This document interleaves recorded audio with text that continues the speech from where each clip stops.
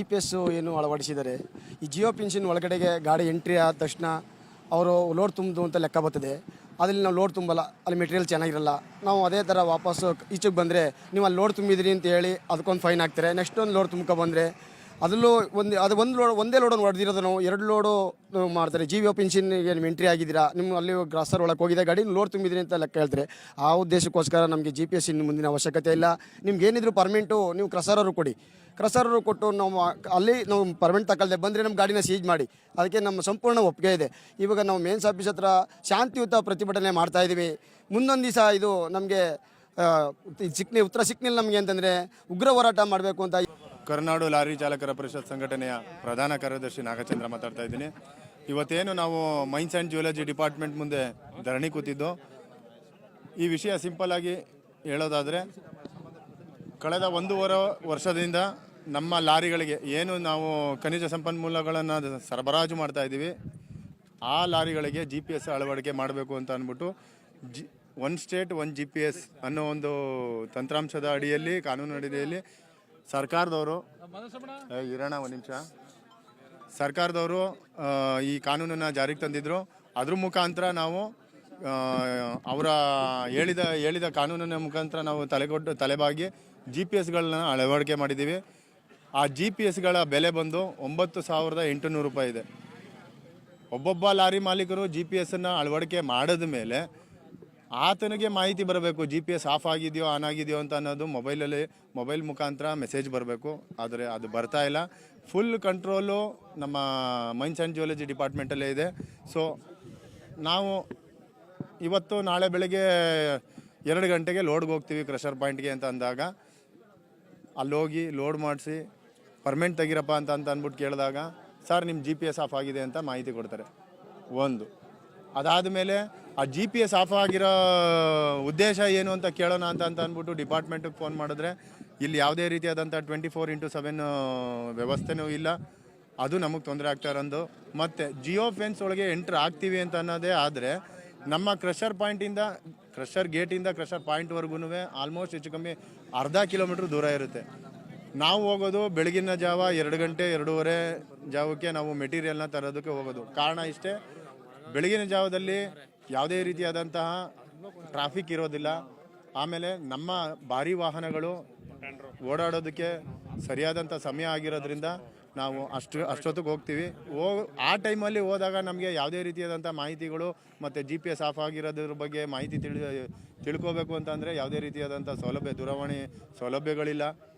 ಇವೆಲ್ಲವನ್ನೂ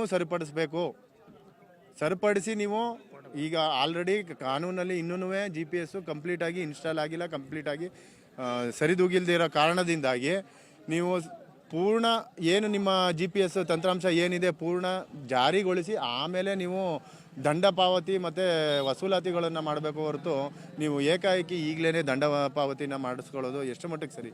ದಯಮಾಡಿ ಮೇಲಾಧಿಕಾರಿಗಳು ಹಾಗೂ ಈ ಮಾಧ್ಯಮದ ಮುಖಾಂತರ ನಮ್ಮ ರಾಜಕೀಯ ವ್ಯಕ್ತಿಗಳು ಯಾರ್ಯಾರಿದ್ದೀರಿ, ದಯಮಾಡಿ ಈ ವಿಚಾರವಾಗಿ ಗಮನ ಹರಿಸಿ ನಮಗೆ ಆಗ್ತಾ ಇರೋವಂಥ ಅನ್ಯಾಯಗಳನ್ನು ಬಗೆಹರಿಸಬೇಕಾಗಿ ಈ ಮೂಲಕ ಕೇಳ್ಕೊತಾ ಇದ್ದೀವಿ. ಈ ದಿನ ಲಾರಿ ಚಾಲಕರ ಸಂಘ ಅವ್ರಿಗೇನು ಅನ್ಯಾಯ ನಡೀತಾ ಇದೆ ಆ ವಿಚಾರವಾಗಿ ಒಂದು ಪ್ರತಿಭಟನೆಗೆ ಕರೆ ಕೊಟ್ಟಿರುವ ಹಿನ್ನೆಲೆಯಲ್ಲಿ ಕನ್ನಡಾಂಬೆ ರಕ್ಷಣಾ ವೇದಿಕೆ ಇವತ್ತು ಬಂದು ಅವರಿಗೆ ಬೆಂಬಲವನ್ನು ಸೂಚಿಸುವ ಮುಖಾಂತರ ಅವರ ಬೆನ್ನೆಲುಬಾಗಿ ನಿಲ್ಲುವಂಥ ಕೆಲಸ ಕನ್ನಡಾಂಬೆ ರಕ್ಷಣಾ ವೇದಿಕೆ ಮಾಡಿದೆ. ಮತ್ತು ಈ ಇಲಾಖೆ ಭೂ ಮತ್ತು ವಿಜ್ಞಾನ ಇಲಾಖೆ ಏನಿದೆ, ಈ ಇಲಾಖೆ ಮಾಡ್ತಿರುವಂಥ ಅಧಿಕಾರಿಗಳ ದೌರ್ಜನ್ಯ ಡ್ರೈವರ್ಗಳ ಮೇಲೆ ಮತ್ತು ಮಾಲೀಕರ ಮೇಲೆ ಇರುವಂಥದ್ದು ಭಾಳ ಖಂಡನೀಯವಾದಂಥ ವಿಚಾರ. ಯಾಕಂದರೆ ಒಂದು ದಿನದ ಇಲ್ಲೇ ಡ್ರೈವರ್ಗಳು ಪ್ರತಿಯೊಬ್ಬರು ಅವರ ಹೊಟ್ಟೆಪಾಡಿಗೋಸ್ಕರ ಈ ವೃತ್ತಿಯನ್ನು ಪ್ರಾರಂಭಿಸುವವರಿಗೆ ಈ ರೀತಿ ಹಗಲು ದರೋಡೆ ಮುಖಾಂತರ ಅವ್ರಿಗೆ ದೌರ್ಜನ್ಯ ಎಸಗಿ ಅವರ ಸುಲಿಗೆಯನ್ನು ಮಾಡ್ತಾ ಇರೋದು ಭಾಳ ಖಂಡನೀಯವಾದದ್ದು. ಅವರ ಜೀವನಕ್ಕೆ ಮತ್ತು ಮಕ್ಕಳ ವಿದ್ಯಾಭ್ಯಾಸಕ್ಕೆ ಏನೋ ಕೂಲಿನಾಲಿ ಮಾಡ್ಕೊಂಡು ಒಂದು ಪ್ರವೃತ್ತಿಯನ್ನು ಸ್ಟಾರ್ಟ್ ಮಾಡುವಂಥ ಇಂತಹ ಜನಗಳಿಗೆ ಈ ರಕ್ತ ಇರುವಂತಹ ಕೆಲಸವನ್ನು ಮಾಡ್ತಾ ಇರೋದು. ಸರ್ಕಾರ ಏನು ಆದೇಶವನ್ನು ಮಾಡಿದೆ, GPS ಕೂಡಲೇ ಈ ಸರ್ಕಾರ ಅದನ್ನು ಬ್ಯಾನ್ ಮಾಡುವಂಥ ಸ್ಥಿತಿ ಮಾಡಬೇಕು. ಅದಕ್ಕೆ ಬೇರೆ ರೀತಿ ಗುಣಮಟ್ಟ ಮತ್ತು ಅದಕ್ಕೆ ಏನೇನು ತಪ್ಪು ನಡೀತದೆ ಅದಕ್ಕೆ ಬೇರೆ ರೀತಿ ದಯಮಾಡಿ ಕಾನೂನುಗಳು ತಗೊಬನ್ನಿ. ಅಧಿಕಾರಿಗಳನ್ನು ಅಧಿಕಾರಿಗಳ ಸರಿಯಾದ ಮಾರ್ಗವನ್ನು ಕೊಡದೆ ದಂಡವನ್ನು ವಸೂಲು ಮಾಡದೇ ಇರೋದು ಇದು ಭಾಳ ಖಂಡನೀಯ ವಿಚಾರ. ಯಾಕಂದರೆ ಇವತ್ತು ಒಂದು 10,000 ಒಂದು ಲೋಡ್ಗೆ ಒಂದು 10,000 ಫೈನು ಅಂತ ಅಂದರೆ ಅವ್ರಿಗೆ ಸಿಗದೆ 1,000 to 1,500 ರೂಪಾಯಿ ದುಡ್ಡು ಸಿಗ್ತದೆ. ಅದರಲ್ಲಿ 10,000 ರೂಪಾಯಿ ದುಡ್ಡು ಕಟ್ಟಿ ಅಂದರೆ ಎಲ್ಲಿ ಹೋಗಿ ಕಟ್ಟಬೇಕು ಅವರು? ಒಂದು ತಿಂಗಳಿಗೆ 10 ಲೋಡ್ ಹೊಡಿತೀರೋ 20 ಲೋಡ್ ಹೊಡಿತೀರೋ ಗೊತ್ತಿಲ್ಲ. ಆ ಫೈನ ನಿಮಗೆ ಫೈನ್ ಕಟ್ಬಿಟ್ರೆ ಅವ್ರು ಹೆಂಗೆ ಜೀವನ ಮಾಡೋಕ್ಕೆ ಹೆಂಗೆ ಸಾಧ್ಯ? ಇದನ್ನು ದಯಮಾಡಿ ಇದನ್ನು ಸರಿಪಡಿಸ್ಬೇಕು. ಒಂದು ನಮ್ಮ ಚಾಲಕರ ಅಸೋಸಿಯೇಷನ್ ಏನು ಮಾಡಿದೆ, ಇದನ್ನು ಸರಿ ಮಾಡಿ GPS ಅಂತ ಒಂದು ಮನವಿ ಕೊಟ್ಟಿದ್ದಾರೆ.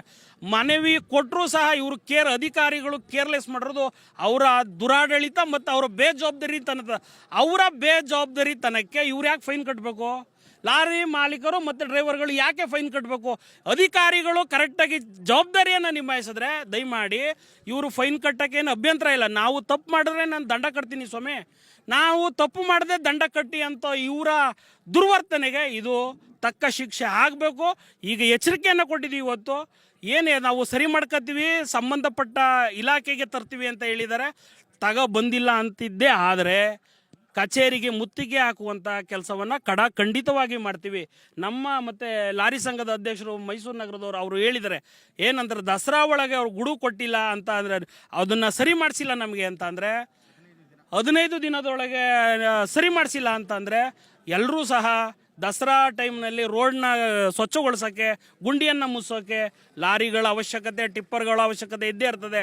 ಆವಾಗ ನಮ್ಮ ಶಕ್ತಿ ಏನು ಅಂತ ನಿಮ್ಗೆ ತೋರಿಸ್ಬೇಕಾಗ್ತದೆ. ಯಾಕಂದರೆ ಕಟ್ಟಡಗಳ ಸಾಮಗ್ರಿಗಳಿಗೋಸ್ಕರನ ಇವತ್ತು ಟ್ರಾನ್ಸ್ಪೋರ್ಟ್ ಮಾಡ್ತಿರೋದು. ಇವ್ರು ಯಾರೋ ಮಾಲೀಕರಲ್ಲ, ಇವ್ರು ಯಾರೋ ಕೋಟ್ಯಾಂತರ ರೂಪಾಯಿ ದುಡ್ಡು ಮಾಡುವಂಥರಲ್ಲ.